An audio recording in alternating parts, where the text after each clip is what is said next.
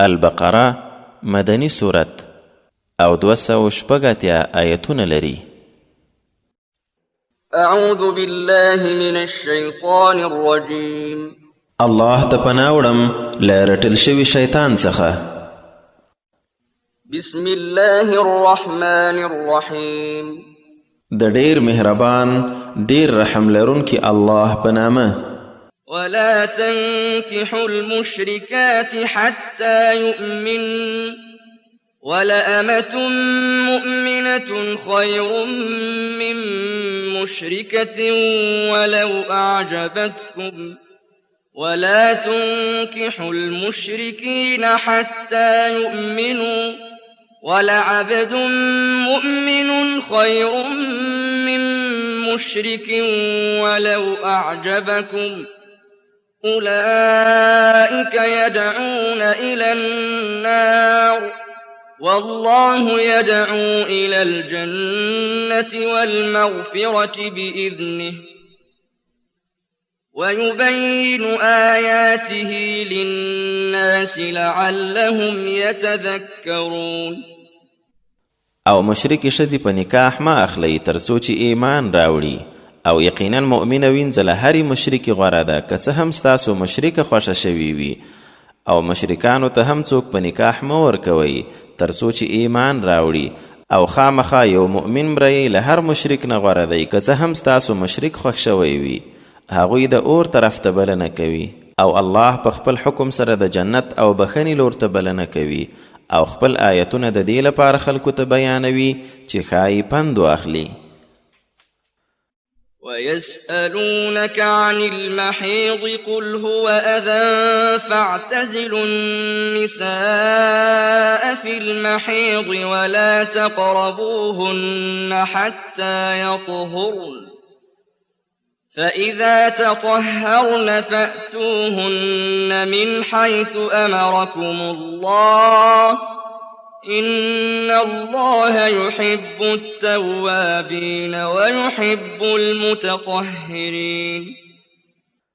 او د حیض په هکله دي پوښتي، ورته ووایه دا یوه پلیتي ده، نو په حیض کې له میرمنو ډډه وکړئ او تر هغه جماع ته مه ورنږدې کیږئ څو چې پاکې شي، خو کله چې پاکې شوي نو له هغه ځایه جماع ته ورځئ چې الله درته امر کړی.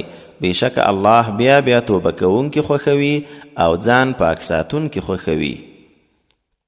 نساؤكم حرث لكم فأتوا حرثكم أنا شئتم وقدموا لأنفسكم واتقوا الله واعلموا أنكم ملاقوه وبشر المؤمنين. ستاسو میرمنې ستاسو لپاره یوه کرونده ده، نو هر څنګه مو چې خوښه وي خپلې کروندې ته ورشئ او د ځان لپاره څه مخکې ولیږئ، او الله نه وویریږئ او پوه شئ چې حتما ورسره مخامخ کیدونکي یاست، او مؤمنانو ته دا زیری ورکړه.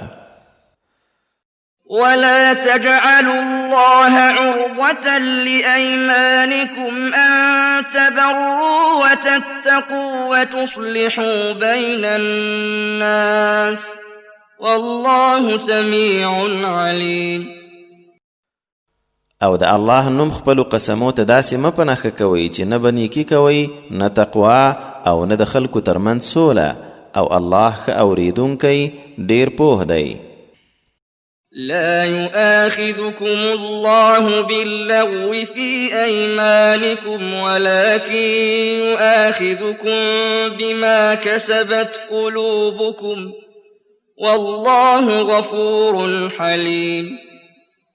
الله مو په چټي چټي قسمو نه نیسي، خو په هغو مو نیسي چې ستاسو زړونو یې قصد کړی وي، او الله بخښونکی زغم والا دی. للذين يؤلون من نسائهم تربص 4 أشهر فإن فاءوا فإن الله غفور رحيم. هغو کسانو لپاره چې خپلو میرمنو ته د نه نږدې کېدو لوړه کوي تر 4 میاشتو انتظار کول دي، نو که بیا یې په همدې موده کې رجوع وکړه نو بېشکه الله بخښونکی ډېر مهربان دی. وإن عزموا الطلاق فإن الله سميع عليم. او که طلاقولو ته هوډ وکړ نو هم الله ښه اورېدونکی ډېر پوه دی.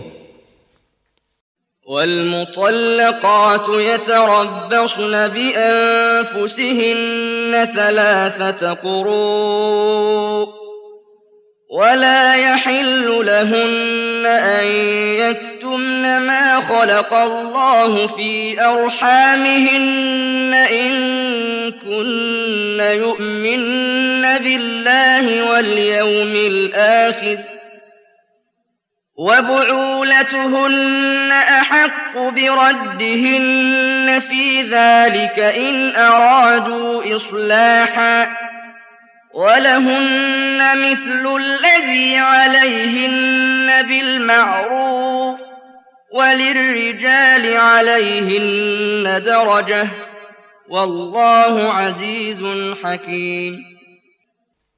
او طلاق شوی ښځې د خپل ځان د نکاح په اړه تر 3 حیضونو انتظار کوي او دا نه دي ورته روا چې دوی هغه څه یعنی اولاد یا حیض پټ کړي چې الله یې په ګېډو کې پیدا کړي دي، که چیرې هغوی په الله او وروستۍ ورځ ایمان لري او میړونه یې تر ټولو زیات وړ دي چې هغوی بیرته راوګرځوي یعنی نکاح کړي.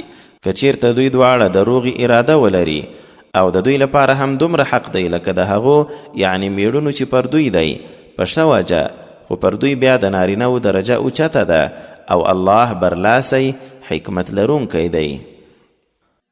الطلاق مرتان فإمساك بمعروف أو تسريح بإحسان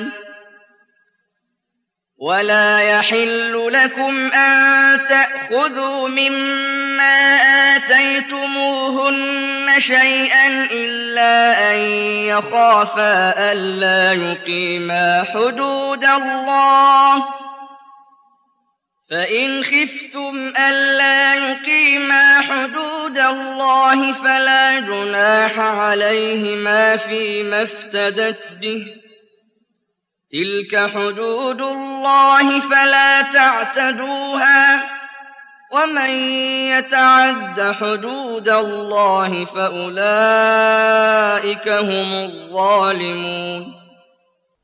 طلاق 2 ځله شایي، بیا نو خاوند ته 2 لارې دي، یا په ښه توګه ساتل یعنی له طلاق رجوع کول دي او یا په ښه شان پرېښودل دي یعنی له رجوع پرته عدت پوره کول دي.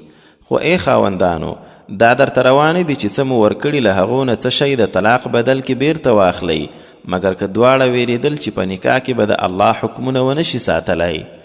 نو که تاسو ویرېدلی چې دوی دواړه د الله حکمونه ساتلی نشي نو بیا پر هغوی دواړو څه ګناه نشته چې ښځه څه بدله ورکړي او طلاق واخلي. همدا الهي بریدونه دي، نو مه ورنه تېرېږئ او هر څوک چې له الهي بریدونو تېری کوي هم دوی ظالمان دي. فإن طلقها فلا تحل له من بعد حتى تنكح زوجا غيره فإن طلقها فلا جناح عليهما أن يتراجعا إن ظنا أن يقيما حدود الله وتلك حدود الله يبينها لقوم يعلمون. نو که بیا یې یعنی 3یم ځل هم طلاق کړه نو ده یعنی پخواني میړه ته تر هغه نه ده روا څو چې هغه ښځه بل میړه سره نکاح وکړي. نو که هغه یعنی 2یم خاوند طلاق کړه بیا نو پر دوی دواړو څه ګناه نشته چې یو بل ته رجوع وکړي که دواړو ګمان درلود چې الهي حدود پاللی شي او همدا الهي احکام دي، هغه قوم ته یې بیانوي چې پوهیږي. وَإِذَا طَلَّقْتُمُ النِّسَاءَ فَبَلَغْنَ أَجَلَهُنَّ فَأَمْسِكُوهُنَّ بِمَعْرُوفٍ أَوْ سَرِّحُوهُنَّ بِمَعْرُوفٍ وَلَا تُمْسِكُوهُنَّ ضِرَارًا لِتَعْتَدُوا وَمَنْ يَفْعَلْ ذَلِكَ فَقَدْ ظَلَمَ نَفْسَهُ ولا تتخذوا آيات الله هزوا واذكروا نعمة الله عليكم وما أنزل عليكم من الكتاب والحكمة يعظكم به واتقوا الله واعلموا أن الله بكل شيء عليم. او کله مو چې میرمنې طلاق کړي او خپل نیټې یعنی د عدت آخر ته ورسېدلې نو بیا یا په ښه توګه وساتئ او یا یې په ښه شان خوشي کړئ او د ضرر لپاره یې مه ساتئ چې تیری پرې وکړئ او هر چا چې داسې وکړل نو هغه پر ځان زیاتی کړی دی او د الله آیتونو سره ملنډې مه کوئ. د الله نعمت در یاد کړئ او هغه څه چې له کتاب او حکمت نه پر تاسو نازل کړي په کوم سره چې تاسو ته نصیحت کوي او الله نه وډار شئ او پوه شئ چې یقینا الله په هر شي پوه دی. وَإِذَا طَلَّقْتُمُ النِّسَاءَ فَبَلَغْنَ أَجَلَهُنَّ فَلَا تَعْضُلُوهُنَّ أَن يَنكِحْنَ أَزْوَاجَهُنَّ إِذَا تَرَاضَوْا بَيْنَهُم بِالْمَعْرُوفِ ذلك يوعظ به من كان منكم يؤمن بالله واليوم الآخر ذلكم أزكى لكم وأطهر والله يعلم وأنتم لا تعلمون. او کله چې میرمنې مو طلاق کړي او بیا هغوی خپل عدت ته ورسېدلي نو ای د میرمنې پلارګنۍ لدې مه رایساروئ چې له خپلو لومړنیو میړونو سره نکاح وکړي کله چې خپلو کې په ښه توګه سره رضا شوي وي. په دې سره له تاسو نه هغه چاته نصیحت ورکول کیږي چې په الله او وروستۍ ورځ ایمان لري. دا درته ډیره پاکه او ښه صفا طریقه ده او الله ښه پوهیږي او تاسو نه پوهیږئ.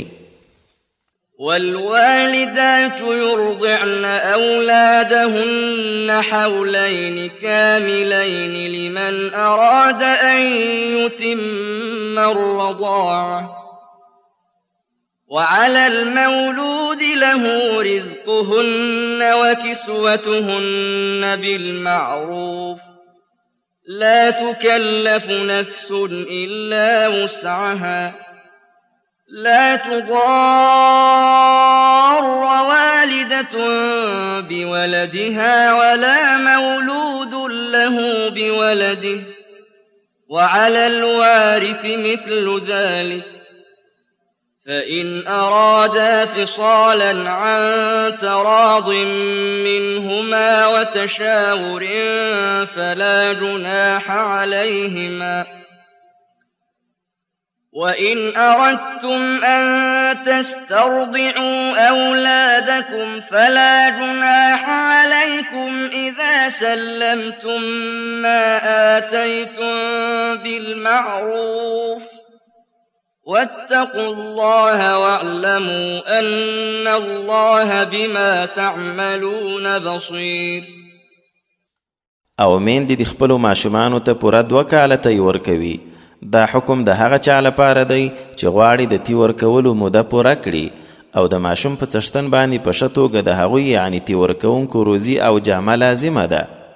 خو هیڅوک د هغه له وس نه زیات نه نیول کیږي.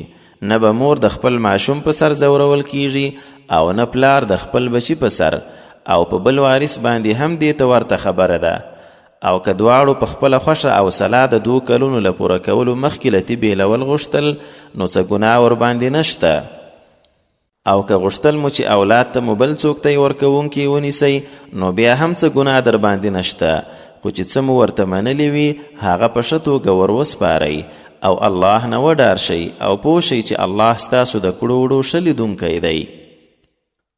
والذين يتوفون منكم ويذرون أزواجا يتربصن بأنفسهن 4 أشهر وعشرا فإذا بلغن أجلهن فلا جناح عليكم فيما فعلن في أنفسهن بالمعروف والله بما تعملون خبير.